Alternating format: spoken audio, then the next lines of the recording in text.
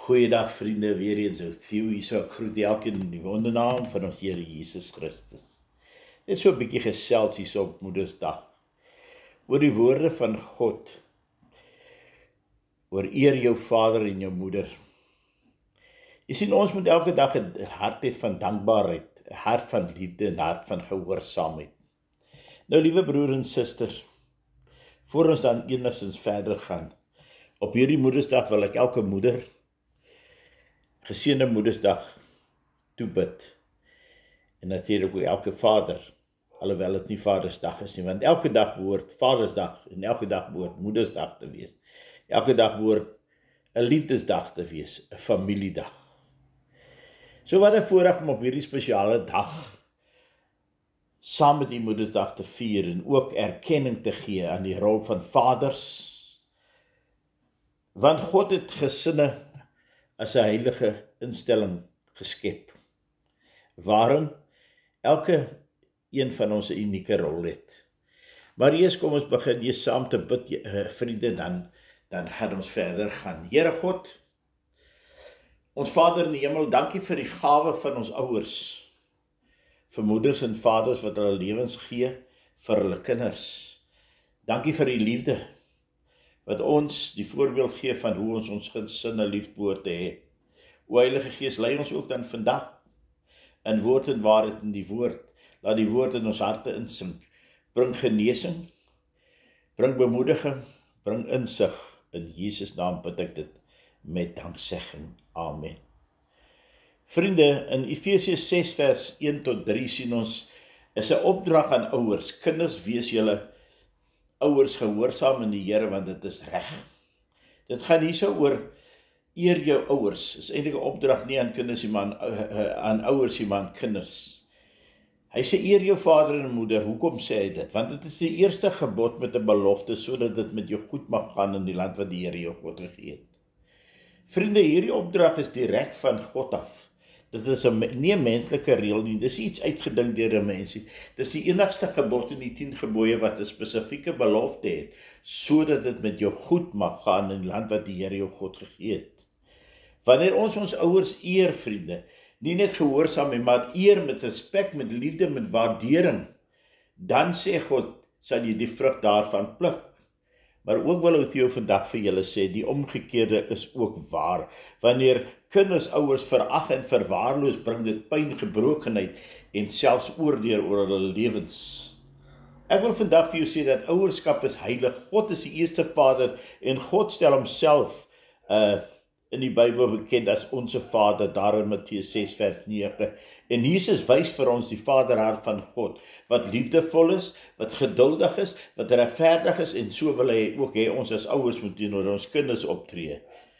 Jesus is die seun van God, het homself onderwerp aan sy aardse ouers, aan Josef en Maria. Ons lees daarvan in Lukas 2 vers 51, wat sê, en dat hy het met hulle afgegaan, en in Nazareth gekom en was in hulle onderdanig. So moet kinders ook onderdanig wees as aan hulle ouers.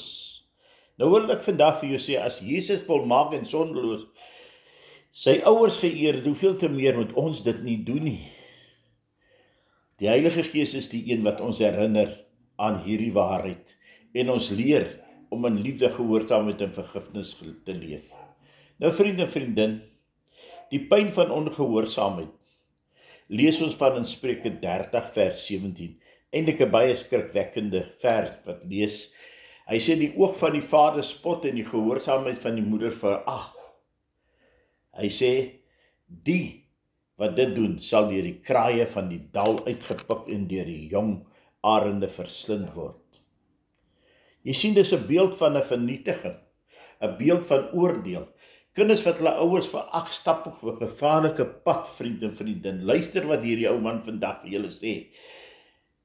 Daar's nie net aardse gevolge van hartseer, gebrokenheid en gebroke verhoudings nie, maar ook geestelike gevolge. God neem gesinsverhoudinge ernstig op. Die eer van ouers reflekteer ons eer aan God, maar ook die teenoorgestelde is waar. Daar is 'n seën van liefde en van vergifnis. Wanneer ons liefde gee, wanneer ons vergewe en die Christus agter ons sit, dan is daar 'n seën op. Maar ons God, ons moet weet, hy gee ons die voorbeeld, maar hy is ook 'n God van tweede kanse. Jesus het vir ons daar in Lukas 15 die verhaal vertel van die verlore seun, wat sy ouers verlaat het, maar later aan berou gehad het, teruggekom het, vergifnis gevra het, en wat het die pappa gedoen? Die pappa het hom vergewe. Hy herstel hom as sy seun. So is God ons Vader. Hy wag op terugkeer. Hy vra dat ons vergewe. Kinders, as jou ouers jou seer gemaak het, wil ek vandag vir jou vra, gaan vra vergifnis. Ouers, as jou kinders onregverdig behandel is, gaan maak reg met hulle. As jy onregverdig teenoor hulle wees, gaan maak reg met hulle. Want vergifnis bring vryheid en herstel, en dit maak plek vir seën. Vriend en vriendin, daar moet dankbaarheid en liefde wees. 'n Gesin is God se plan. Moeders en vaders is die gawe van God.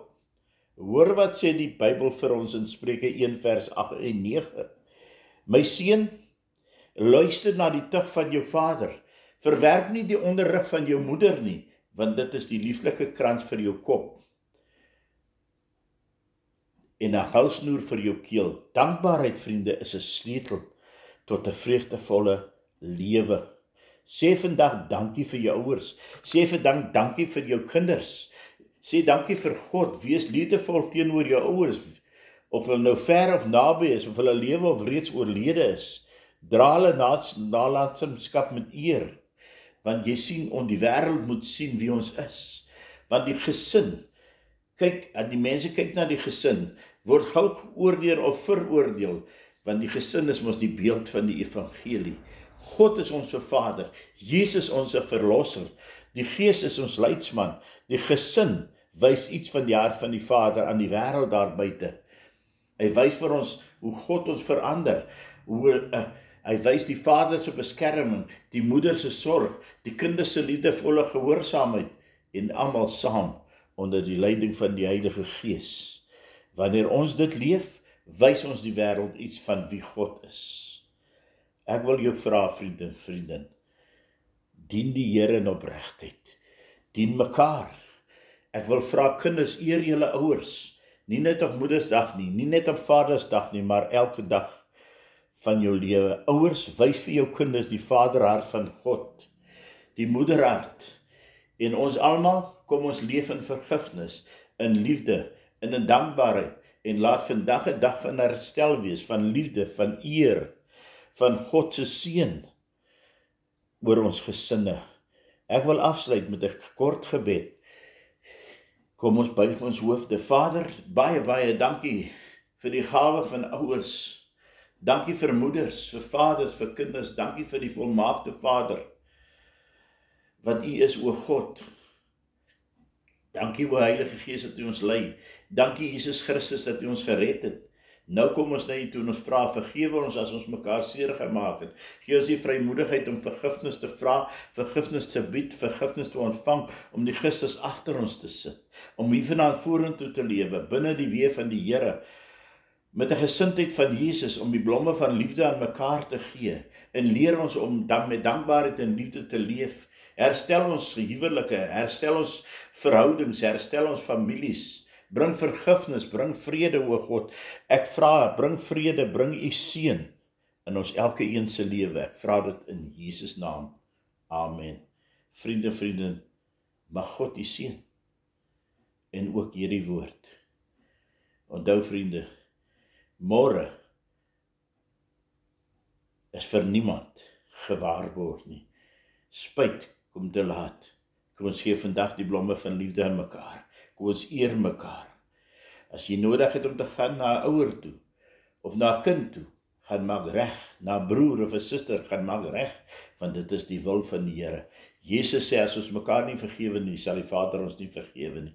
Matteus 6:14 en 15. So kom ons staan voor God as mense wat ons weet, daar's niks tussen ons en ander nie, maar ook niks tussen ons en God nie. Maar God U seën, U deurdra en met U wees. In Jesus naam bid ek dit. Amen.